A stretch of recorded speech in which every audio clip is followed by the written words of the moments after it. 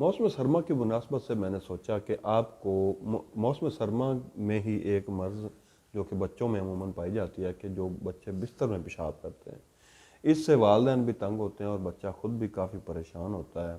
اس کی وجوہات کیا ہیں اور اس کا علاج کیا ہے، میں آج آپ کو اپنی اس ویڈیو میں بتاؤں گا۔ بسم اللہ الرحمن الرحیم۔ حکیم محمد احمد فاضل طب والجراحات آپ کی خدمت میں حاضر ہے۔ میں آج آپ کو بتاتا چلوں کہ بچے جو بستر میں پیشاب کرتے ہیں، بعض اوقات تو میں نے دیکھا ہے کہ 10 12 سال کے بچے بھی بستر میں پیشاب کرتے ہیں۔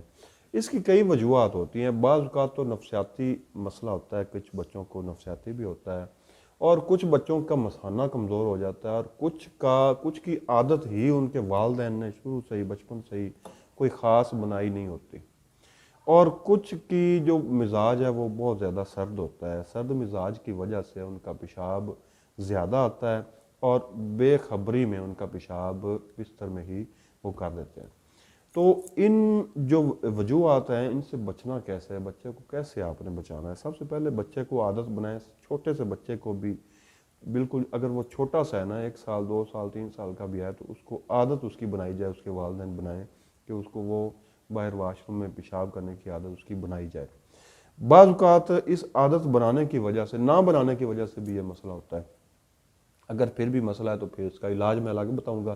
دوسری صورت یہ ہوتی ہے کہ بچے کو زیادہ کولڈ ڈرنکس سے بچایا جائے، جو بہت زیادہ مشروبات یا پینے والی کوئی بھی اشیاء جو ہیں زیادہ میٹھے سے بچایا جائے۔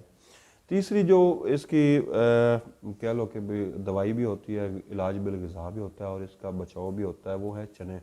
آپ بچے کو چنے جو ہے وہ بھنے ہوئے چنے کھلا دیں، یا چنوں کا جو ہے وہ آپ سالن وغیرہ کھلا دیں، پکوڑے بھی کھلا سکتے ہیں۔ اس کے استعمال سے بچے کا جو پیشاب کا مسئلہ ہے وہ بہتر ہو جائے گا۔